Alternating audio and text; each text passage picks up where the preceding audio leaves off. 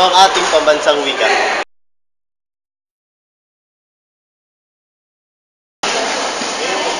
Pilipino. Pilipino.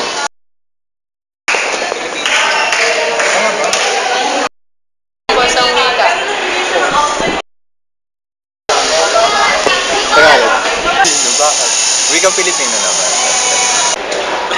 Sa tingin mo, gaano ito kahalaga? Mahalaga ito kasi ito yung sumisimbolo sa pagka-Pilipino natin. Mahalaga ito sa ating kultura kasi ito yung naka-distant pa natin nung unang panahon. Halaga. Halaga.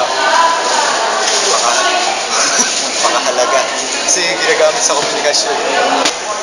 As a Filipino, syempre parang yun yung kinaugalian nating language talaga.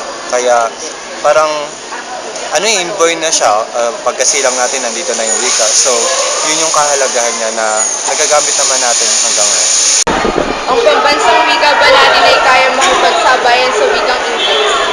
Oo, kaya naman talaga eh. Di ba yung mga English, kinukuha nilang mga trabador nilang mga Pilipino. Kasi ba yung Pilipino? Magaling, matalino, masipag, masigap. Magaling sa lahat ng aspeto ng bagay. Sa tingin ko, kaya naman kasi marami ng Pilipino sa ibang bansa. Kaya naman, basta tuloy-tuloy lang. Kung sa maabot natin yung Pwede. Kung gagamitin. Kaya. English.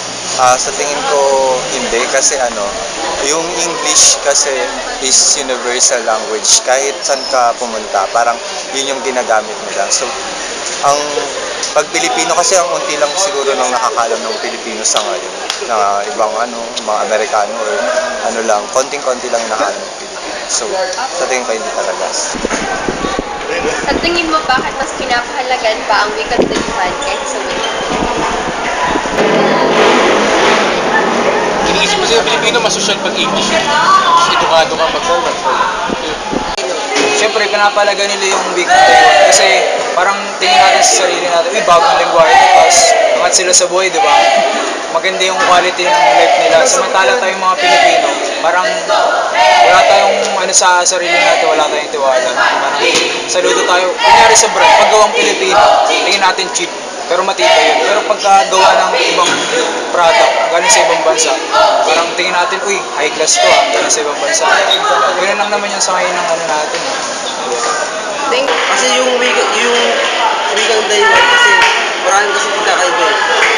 Like dito sa Pilipinas, di ba meron tayong may mga Muslim, may mga Tagalog, may mga Bisaya, parang gano'n. Kasi yung karamihan naman ginagamit talaga English. Mag-aalam yung Pilipino eh. Tulad sa bansa natin yun.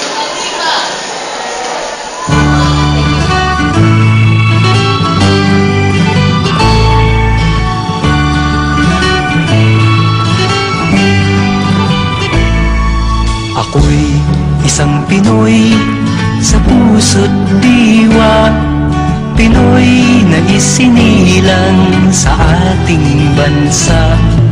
Ako'y hindi sanay sa wikang mga banyaga, ako'y Pinoy na mayroong sariling wika.